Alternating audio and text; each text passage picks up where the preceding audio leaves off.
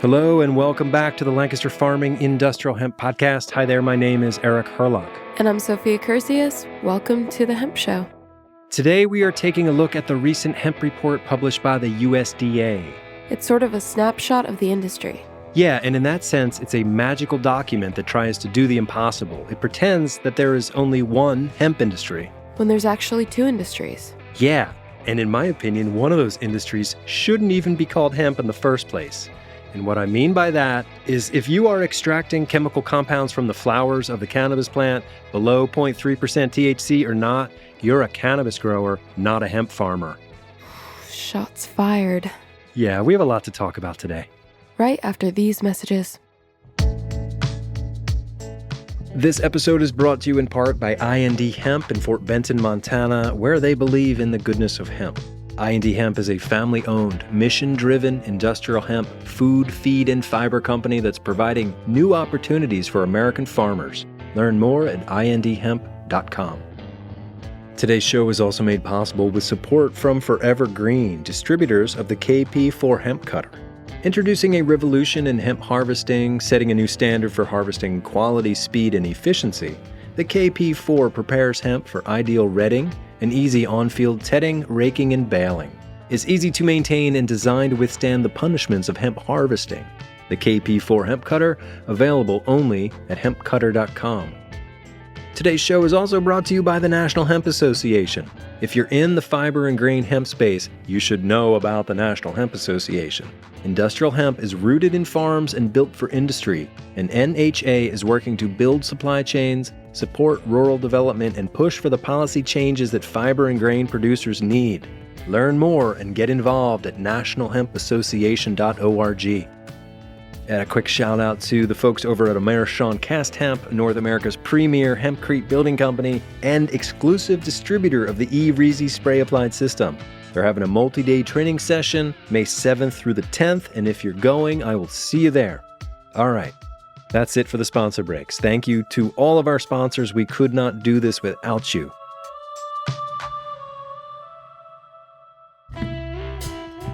All right, Sophia, it's time for a handful of hemp news nuggets for this last week of April 2025. We've got innovation, legislation, and some legal trouble. Let's start with the innovation. We learned about a new material called hemp glass.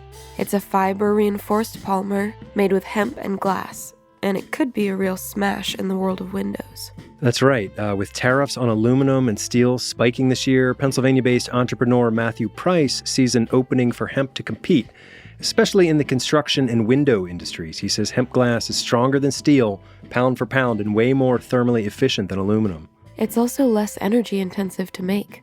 Hemp glass is produced in a former glass factory in Fort City, Pennsylvania, just about an hour northeast of Pittsburgh. Yeah, right along the banks of the Allegheny River. Hemp glass reportedly achieves a Class A fire rating while using far less heat and energy than traditional materials. And beyond the frames, Price is using every part of the plant. He's pressing stalks for fiber, grinding leaves into feed, extracting oil for vegan protein, and even using rootstock for biochar. He calls himself a conservationist at heart. All right, from innovation to legislation, let's talk about the Show Me State. Missouri! Lawmakers there are inching closer to allowing industrial hemp and animal feed. Yeah, House Bill 422 passed out of the House Ag Committee on a 12-8 vote. It's not law yet. It still needs to pass both chambers and get the governor's signature, but it's a big step. The Hemp Feed Coalition, Tiger Fiber, and I&D Hemp are all behind the bill. They're pushing hard with research and economic data to show that hemp seed, meal, and oil could bring in millions of dollars and support thousands of acres of hemp grain. If the bill eventually passes, Missouri would join the growing number of states that allow hemp-based feed for animals like poultry, horses, and pets. Okay, and now, unfortunately, some of the not-so-great hemp news out of Pennsylvania. Yeah, not great. And it's right here in Lancaster County, and it involves some former guests on the show. The owners and an employee of a now-closed hemp shop called Lancashire Hemp are facing felony drug charges. Investigators say they sold products that tested over the legal limit for Delta-9 THC and also contained synthetic Delta-8, which Pennsylvania authorities have warned is illegal under state and federal law. Lancaster County's DA had sent warnings to hemp businesses last summer, but undercover officers allegedly made multiple high THC purchases from the shop. A raid last fall turned up hundreds of pounds of product. No comment yet from the DA or the defense, and one of the owners hasn't been arrested. I have a lot to say about the story, so much so that, in fact, I'm going to use it as a jumping off point for next week's show. I really want to explore this idea that the folks growing for flower extraction should not be allowed to call themselves hemp farmers, and we should never have let the cannabinoid folks co-opt the word hemp in the first place. You seem a little fired up, Eric. Yeah, a little bit. Anyway, let's get into that USDA Hemp Report. Sounds good. Okay, so the USDA released its 2025 National Hemp Report on April 17th. On the surface, you'd think the hemp industry is booming. Total production value is up 40% from last year. But if you've been paying attention, you already know what we're going to say. Most of that increase comes from cannabinoid hemp. CBD, Delta-8, smokable flower, still lumped under the same category as industrial hemp. Right, which makes it hard to see what's really happening in the fiber and grain sectors. But if you look past the cannabinoid numbers, there's actually a much more interesting and complicated story going on. Let's start with fiber. In 2024, U.S. farmers harvested just under 19,000 acres for fiber, up 56% from the previous year.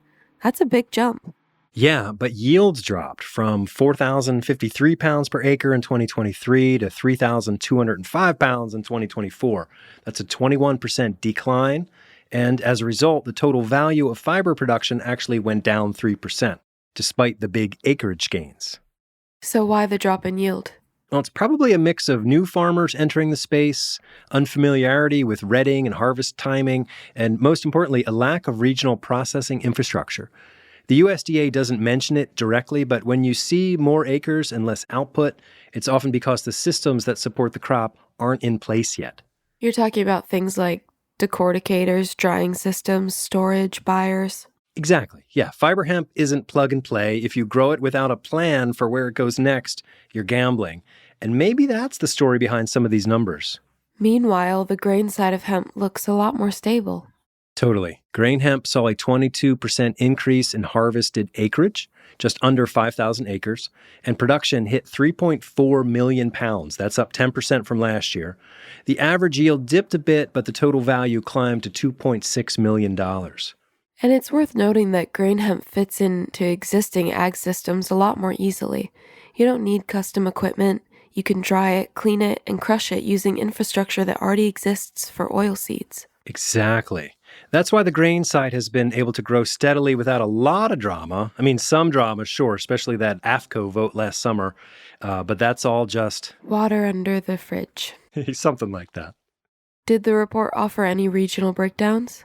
It did to some extent, but a lot of state-level data was withheld. That makes it hard to get a clear view of where the real production clusters are, but I know anecdotally that Texas, South Dakota, Montana, Kansas are big producers these days.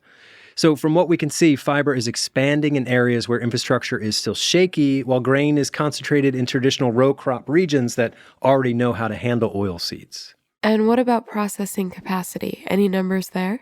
Nope. The report doesn't track decortication facilities, fiber mills, or even basic processing capacity. That's a huge blind spot, in my opinion, because without places to take the crop after harvest, all these acreage gains don't mean much. So before we move on, let's talk a little bit about the part of the hemp industry that's bringing so much drama to the hemp space lately, because it makes up a vast majority of the USDA's hemp numbers. Yeah, by their count, over $380 million of the total $445 million in hemp production last year came from floral hemp. That's more than 85% of the total value. And to be clear, we're talking about plants grown for cannabinoid extraction, CBD, CBG, and in some cases, Delta-8 and Delta-9. Exactly. The USDA defines floral hemp as hemp used for extraction of essential oils from plant resin, including cannabinoids, and it even includes smokable flower in this category. Which, let's be honest, makes it basically indistinguishable from the marijuana industry. Right. Obviously, we know the plants are the same species. The products are nearly identical, though. The oils, the tinctures, gummies, vapes. The only real difference is a legal line drawn at 0.3% THC. And even that line is kind of blurry with all the synthetically derived cannabinoids out there now. Yeah, and I keep coming back to this idea that if you're growing your hemp for the flower, let's be honest, you're not a hemp farmer, you're a cannabis grower. Stop calling yourself a hemp farmer. If you are not growing fiber or grain for industry, you are not a hemp farmer. There, I said it. That's a hot take. We'll probably hear from listeners. I hope so. Call me. Leave me a message. Call me at 717-721-4462. Leave me a message. Anyway, here's what the USDA report tells us about floral hemp grown in the open in 2024. 20.8 million pounds harvested, 11,827 acres harvested, average yield 1,757 pounds per acre, total value $386 million. That's a 43% increase in value over the previous year, and yields are up too by over 600 pounds per acre. So it's growing, but it's not growing in the same way as fiber or grain. It's more like growing, well, marijuana. Yeah, but to the USDA, it's just hemp. You often say you're a simpleton, but you clearly don't like the simple approach the USDA takes here. Yeah, not at all. Sure, it's all one plant, but it's different industries, and the continued deliberate misconstruing of the two is essentially keeping a boot on the neck of true hemp. Real hemp. Industrial hemp. As for the floral side of things, it's not industrial. It's not grown for fiber, food, or feed. It's grown to extract psychoactive and therapeutic compounds. So call it what it is. Low THC cannabis. Yeah, exactly. Reclaiming the word hemp for fiber and grain will help the industry reach its true potential. It's not about discrediting the floral side. It's about building the true hemp industry. Exactly.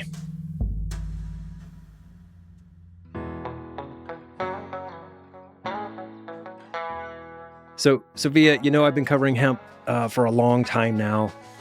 7 years, something like that.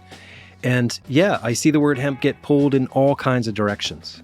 Yeah, it seems like hemp means something different depending on who's using it. Sometimes it's fiber and grain. Other times it's just a softer way to say weed.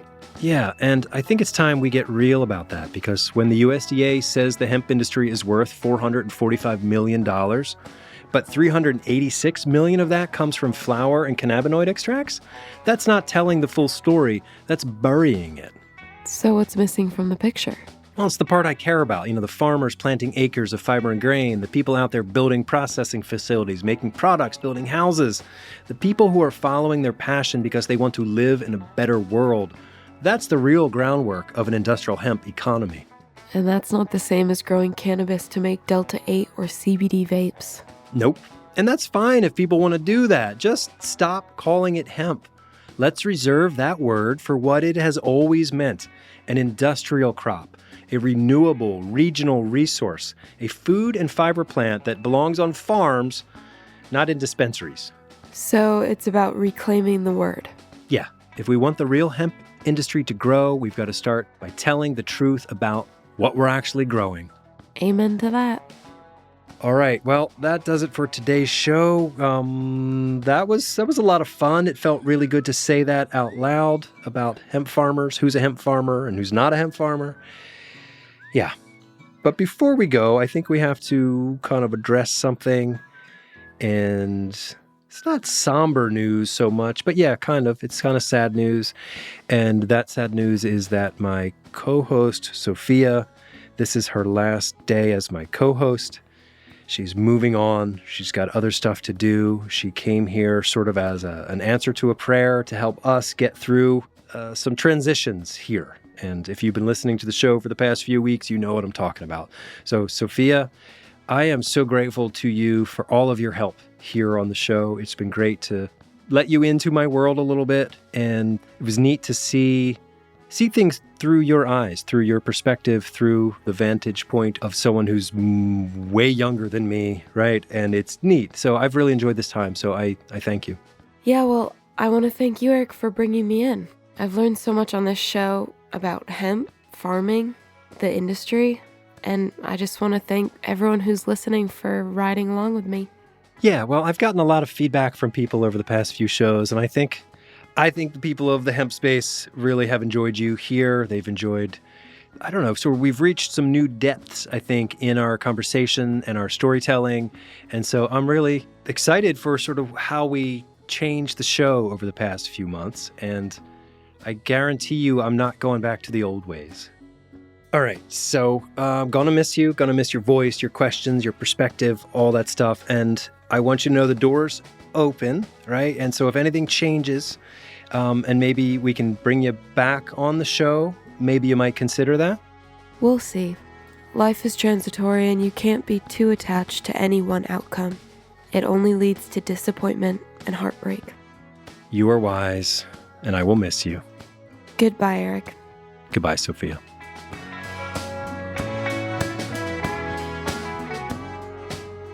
This episode is copyright 2025 by Lancaster Farming Newspaper, part of the Steinman Communications family. Today's show was written, recorded, edited, and produced by Eric Kurlock, Sophia Cursius, and Justin Berker.